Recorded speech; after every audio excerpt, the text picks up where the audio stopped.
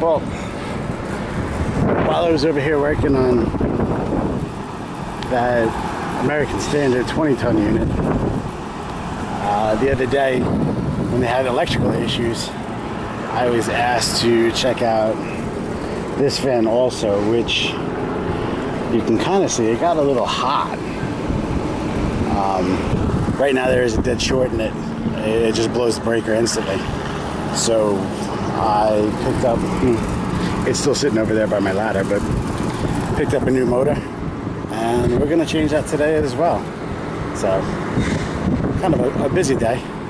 You'll probably see this video in two parts, but so that 20-ton condenser, and this, I don't even know how big of a motor.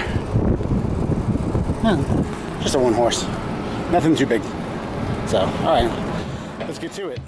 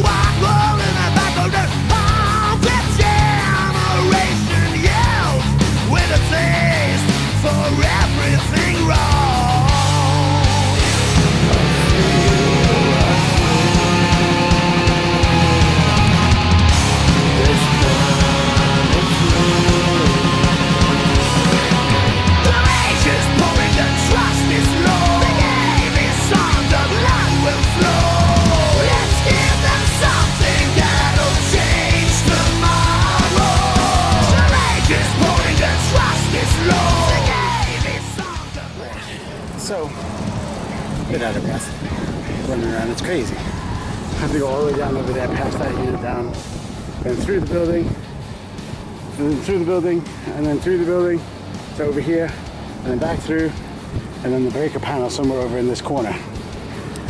It just sucks. I could set up a ladder in the back, but I already had everything set up in the front. So anyway, what I wanted to show you guys was with these motors, the bigger style motors, even though this is only a 1 horse, it could be 208, 230, or 460. So we've got a low voltage, which would be the 208, 230, and then the high voltage for the 460. So like anything else 3-phase, you would just reverse the rotations, just change any of the leads. You know, the line voltage leads, and you could reverse the rotation. So we got lucky on this one. Rotation of the wheel is this way, and you can see that's the way she wants to rotate. What I did find, I guess somebody had played with this in the past, was